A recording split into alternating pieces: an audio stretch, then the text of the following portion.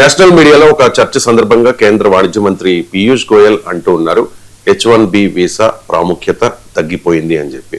ఒకసారి H1B, of course, this was an area of concern. US has imposed additional restrictions on the H1B program. Has that been a part of your talks, and would you be taking this up in further negotiations? I have not discussed H1B visas with my counterparts so far. I have discussed with our Indian industry, and they really don't seem to be perturbed at all about the restrictions on H1B. They are very confident that wherever they require it, they will get it. In fact, some people also told me it will actually become better, because a lot of the fringe applications will go out, and really serious players will now be looking for entry of their people into the US to serve high-tech products and high-tech requirements. Having said that, I personally think H1B lost its significance significantly post-COVID, when we all saw that working from home we could do a lot of work, and we've already seen the impact of that with the growing number of GCCs that are now operating in India. Almost 1,800 GCCs now operate in India. The world and large corporations recognize that you could as well do the same work from any other offshore location.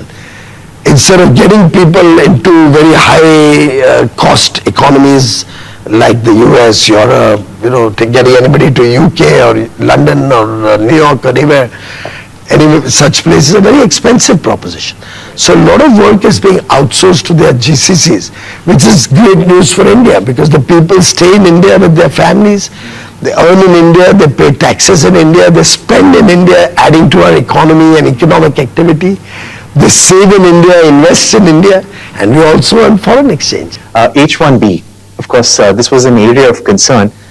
US has imposed additional restrictions on the H1B program. Piyush Goyal అంటూ ఉన్నారు H1B ప్రాముఖ్యతను కోల్పోతోంది Covid తర్వాత అని చెప్పేసి. దీన్ని బట్టి clear గా అర్థమవుతుంది. నిన్న మీకు ఇండియా అమెరికా ట్రేడ్ డీల్ 10 భయాలు అని చేసిన విశ్లేషణలో క్లియర్ గా చెప్పారు. ఐటీ ఇండస్ట్రీ కన్సర్న్ గా ఉన్న H1B వీసాల గురించి కానీ, millions of middle class families concern గా ఉన్న H1B వీసాల గురించి కానీ, అలాగే సర్వీసెస్ ట్రేడ్ గురించి కానీ ఇందులో ఎక్కడా లేదు అని ఇవాళ మీరు పీయూష్ గోయల్ CNBCకి ఇచ్చిన ఇంటర్వ్యూలో క్లియర్ గా చెప్తున్నాడు. నేను I have not discuss H1B with my counter parts in America. అంటే ఇప్పుడు ట్రంప్ కాదు ఆంక్షలు పెట్టింది, నరేంద్ర మోడీ ప్రభుత్వమే H1B వీసాల పైన అమెరికా ప్రభుత్వంతో చర్చించలేదు. ఇది ద్రోహం కాదా మన మిడిల్ క్లాస్ ఫ్యామిలీస్ కు? ఇది ఇండియన్ ఐటీ డ్రీమ్ కు ఒక రకంగా ద్రోహం కాదా? సో చర్చించి ట్రంప్ వినలేదు, మనకు తప్పలేదు, కొన్ని విషయాల్లో లాభం ఉంది, కొన్ని విషయాల్లో నష్టం ఉంటది, మేము ఒప్పిస్తాం అనడం వేరు. నేను చర్చించలేదు అంటున్నాడు. అక్కడ ఆగాడా? అసలు H1B వీసా కోవిడ్ తర్వాత ఇష్యూనే కాదు అంటున్నాడు. వర్క్ ఫ్రమ్ హోమ్ అంటున్నాడు. సో పీయూష్ గోయల్కి అర్థం కావాల్సింది ఏంటంటే, అమెరికాలో పనిచేస్తే అమెరికన్ శాలరీ ఇస్తారు, ఇండియాలో వర్క్ ఫ్రమ్ హోమ్ చేస్తే అమెరికన్ శాలరీ ఇవ్వరు. చాలా రేర్ గా కొద్ది మందికి మాత్రమే ఆపర్చునిటీ ఉంటుంది, కొంతకాలమే ఉంటుంది. మీకు ఇండియాలో పనిచేసే వారికి అమెరికాలో పనిచేసే శాలరీస్ ఇవ్వరు. ఇది పీయూష్ గోయల్కి తెలియదు. మీరు H1B వీసా గురించి అసలు మన ఇండస్ట్రీకి కన్సర్న్ లేదు అట. విచిత్రం, మీరు గూగుల్ కొట్టండి, Indian IT industry concern over Trump's H1B visa restrictions అని. మీరు just Indian IT industry concerns over Trump's H1B visa restrictions అని మన ఇండియన్ ఐటీ ఇండస్ట్రీ కన్సర్న్ వ్యక్తం చేసిందా లేదా తెలుస్తుంది. అసలు భారత ప్రజలు కన్సర్న్ వ్యక్తం చేస్తారా లేదా తెలుస్తుంది. మీరు ఎవరైనా పోనండి, బీజేపీ మద్దతుదారులైనా ఐటీ ఇంజనీర్ జాబ్స్ కొరకు ఎదురు చూస్తున్నా లేదా ఐటీ జాబ్స్ చేస్తున్నా మధ్యవర్తి కుటుంబాల ఒక్కరింటికి పీయూష్ గోయల్ నిలవనండి. ఎనీ బీజేపీ సింపథైజర్ గా ఉన్న ఫ్యామిలీ అయినా పీయూష్ గోయల్ చేస్తున్న వాదన అంగీకరిస్తారా?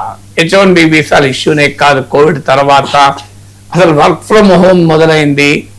ఎస్, గ్లోబల్ కెపాసిటీ సెంటర్ GCCలు ఇండియాకి వస్తున్నాయి, అమెరికన్ కంపెనీలు అవుట్ సోర్సింగ్ చేస్తున్నాయి, అదంతా నిజం. అది ఏంటంటే వాళ్ళ ఎక్స్ప్లాయిటేషన్ చేస్తున్నాడు. అక్కడ అమెరికాలో ఎక్కువ శాలరీ ఇవ్వాల్సి వస్తే కనుక ఇక్కడ మీకు తక్కువ శాలరీ ఇచ్చి పని చేయించుకుంటున్నారు.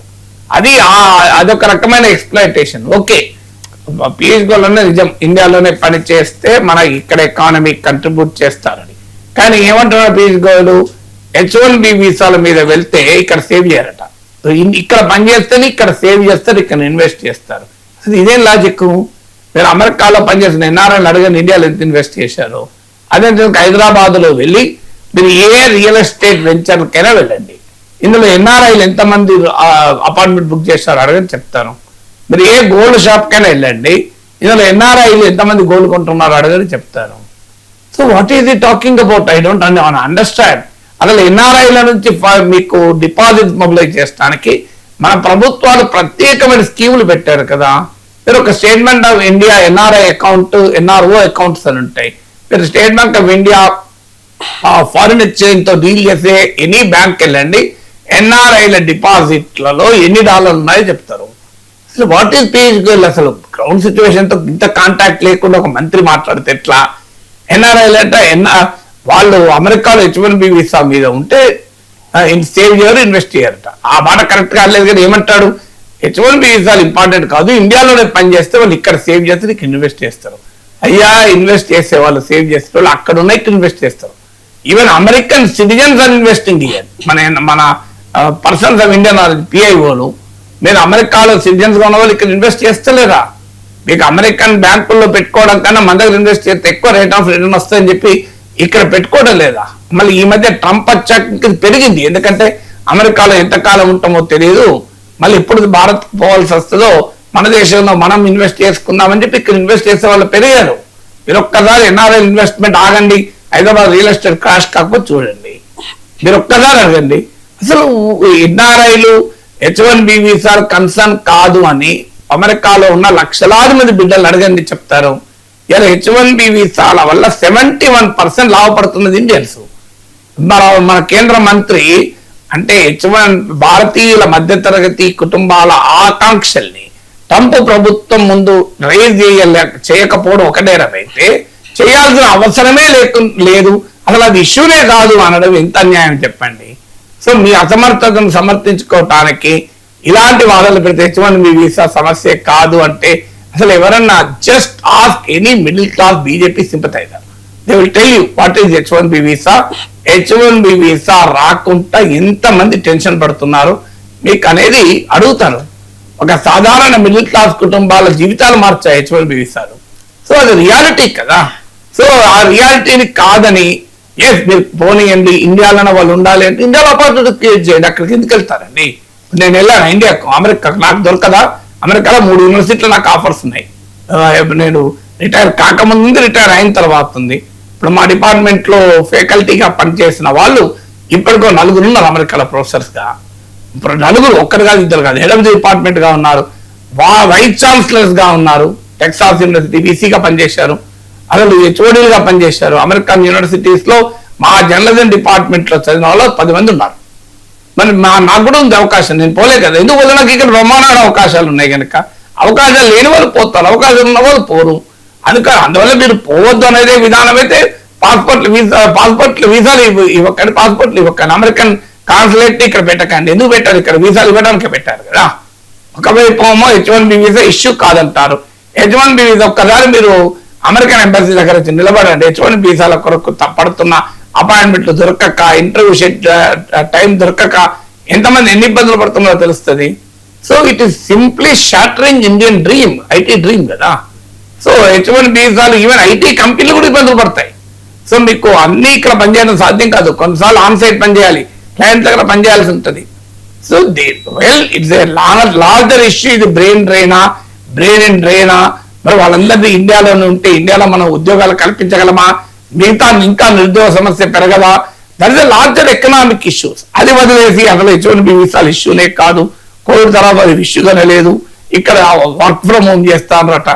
అమెరికన్ కంపెనీలకు H1B వీసాల మీద పనిచేసే వాళ్ళు వేరు, ఇక్కడ వర్క్ ఫ్రమ్ హోమ్ చేసే వాళ్ళు వేరు. వాళ్ళు ఇద్దరు ఒకటే అనుకుంటున్నారు పీయూష్ గోయల్.